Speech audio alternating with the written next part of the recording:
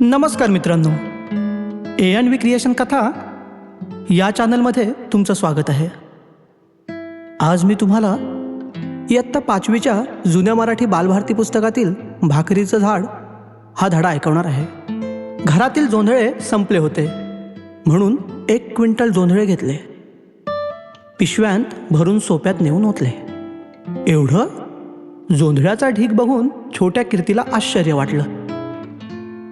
जोंधळे पोत्यात भरता भरता मी तिला गावाकडच्या गोष्टी सांगितल्या.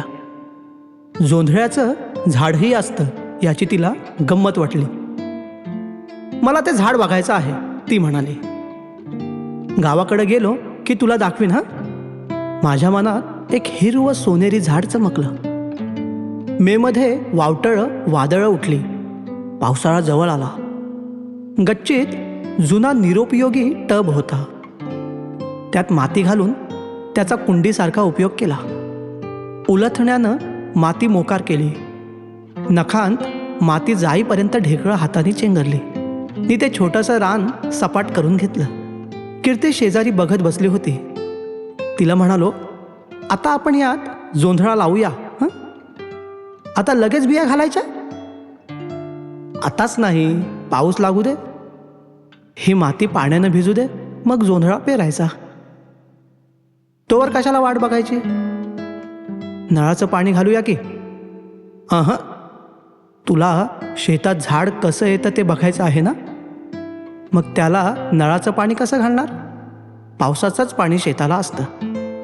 तिला हे काही कळलं नाही. तिनं भाबडी मान हलवली. उड्या मारत खेळायला निघून गेली. मी तिथंच बसलो नी नखात गेलेली माती मन लावून काढू लागलो. कुठल्या तरी जुन्या आठवणी वर येऊ लागल्या. कुंडी पसरत पसरत माझ्यासमोर शेत होऊन राहिली. मनात एक पाऊस आला. तापून सोक पडलेली ढेकळं पाणी पिऊन मऊ झाली. त्यांना हळूहळू खाजवत त्यांच्या पाठीवर कुळव फिरवू लागलो. कुळवावर उभं राहून बैल दबवण्यात आणि शेपटीत हात घालून त्यांना पळवण्यात खूप मजा आली. पालथी पडून रानही खुदू हसू लागले. मुहूर्त बघून पेरणी सुरू झाली. गप्पा मारायला आलेल्या मित्रांनं गच्चीच्या दारातून हाक दिली आणि मी भानावर आलो. काही दिवसांनी कुंडीत टाकलेल्या जोंधळ्याच्या 8-10 दाण्यांतून कोंब वर आले. कीर्ती आनंदानं आश्चर्यानं चेकाळली. वाड्यातल्या मैत्रिणींना दाखवू लागली. कशाची ग ही झाडं? मैत्रिणीने विचारलं. ह्याचं ग. तिचा जीव शब्द शोधता शोधता आडमडून पडला. अचानक तिच्या ओठातून एक वाक्य बाहेर पडलं. अगं भाकरीचं. जोंधळा शब्द तिला किती अवघड गेला.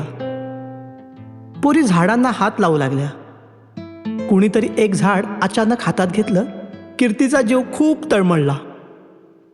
मी मुलींना ताकीद दिली. कुंडीतल्या जोंधळ्याजवळ मी अधूनमधून रमू लागलो. जोंधळ्याचं रानच्या रान कुंडीत येऊ लागलं. त्याचं खुरपण खुरप्याशिवाय करू लागलं. कोळपी नसताना कोळपी मारू लागलं.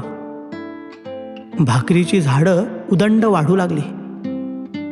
पोरी सारखं पाणी घालू लागल्या. अगं सारखं पाणी घालू नका, लवकर मोठी होतील ना झाडं. तशी ती होत नाहीत, गारठून जातील. त्यांना पाणी लागेल. म्हणजे काय? म्हणजे खूप पाणी झालं की झाडं मरतात. कीर्तीचे काळे भोर डोळे घाबरले. नेमका त्या दिवशी संध्याकाळी धो पाऊस आला. पाणी लागून कोमेजणारे शेंडे मनासमोर येऊ लागले. मी कीर्तीला छातीशी घेऊन तो पाऊस दाखवू लागलो. असा धो पाऊस लागला की पिकांना पाणी लागतं. मग ती पिवळी पडून मरतात. डोळ्यांच्या पापण्याही न हलवता ती पावसाचा मार खाणाऱ्या कुंडीतल्या जोंधळ्यांकडं पाहू लागली. बावरली. आबोलपणे हवालदिल झाली. तिचा चेहरा बघून मला गलबलल्यागत झालं. तिच्या बावऱ्या डोळ्यांकडे पाहत घरात जाता जाता म्हणालो, अगं एवढ्या पाण्याने ही झाडं काही मरणार नाहीत, पण उद्यापासून रोज पाणी घालत जाऊ नको. पावसाळा जवळजवळ नाहीसा झाला होता. जोंधळ्याची धाटं चांगली वाढली होती. कणसं चांगली पडणार असं वाटू लागलं. पानं चांगली लांब रुंद झाली होती. कुंडीत त्यांचा पसारा मावेनासा झालेला. येणाऱ्या जाणाऱ्याच्या अंगाला ती येता जाता स्पर्श करू लागली. जाणारे येणारेही कुंडीत चक्क जोंधळा लावलाय म्हणून आश्चर्य करू लागले. कुणी विनोदही केले. त्यावेळी कुठं माझ्या ध्यानात आलं की आपण दुसऱ्या मजल्यावर शेत पिकवण्याचा प्रयत्न करत आहोत. या फुटक्या टवाच्या केविळवाण्या कुंडीत शेत येणं अशक्य आहे. तरी जोंधळा बेदरकारपणे कुंडीत डोलू लागला होता. एक दिवस एका धाटाच्या शेंड्यावर माझी नजर खिळली. पोटरी दिसू लागली होती. माझ्या मनाला मोती लागल्यागत झालं. 8-10 दिवसांनी पोटरी उसून हळूच कोवळं कणीस बाहेर डोकावलं. माझं बालपण वर उसळलं. मनातल्या मनात उठून माळ्यावरची गोफण काढून घेतली. शिवारावर पाखरांचे भिरेच्या भिरे येऊन बसू लागले. त्यांना उडवण्यासाठी बांधांच्या गवतातनं जोंधळ्यातनं पळता पळता दहीवरानं पाय आणि चड्डी भिजून ओली चिंब झाली. तरीही हां हां हो हो थांबलं नाही. गोफणीत ठिसूळ ढेकळं घालून फेकू लागलो. पाऊस पडल्यागत ढेकळांची माती पानावर वाजू लागली. तिच्या आवाजानं पाखरं उडू लागली. कीर्तीच्या हाकेसरशी मी भानावर आलो. कणसं हुरड्याला आली. मुलींना हुरडा म्हणजे काय माहीत नव्हतं. त्यांना हुरडा करून द्यावा असं वाटू लागलं. कीर्ती, आपण उद्या सुट्टीच्या दिवशी या कणसांचा हुरडा करूया. कसा करायचा दाखवीन ना तुला. दूध भरलेली 7-8 कणसं निळ्या आभाळाकडं बघत डोलतेली. त्यांना कशाचीही फिकीर नाही. एकमेकांच्या संगतीत कोंडाळ करून मजेत राहिलेली. त्यांना ठाऊक नाही की आपण एका कुंडीत आहोत. हे शेत नाही. 3-4 कणसं खोडल्यावर उरलेली कणसं गडबडून गेली. 3-4 जणं गेली कुठं. त्यांच्या त्या भुंड्या धाटांना अतोनात दुःख झालं. 2-3 दिवस कामानिमित्त बाहेरगावी जाऊन आलो. दरम्यान स्मितानं कीर्तीच्या आईनं कीर्तीच्या हट्टासाठी उरलेल्या कणसांचा हुरडा करून तिला खायला दिला. सगळी धाटं मुंडरी. माझं मन काळपट पडत गेलं. संध्याकाळी एकांती होऊन गच्चीत बसलो. कीर्ती खेळायला गेलेली. वाटलं ही मुंडरी धाटं कशाला ठेवायची, काढून टाकावीत म्हणून उठलो आणि ती हातात गच्च धरून मुळासकट उपटून टाकून दिली. आता कुंडी भुंडी झाली होती.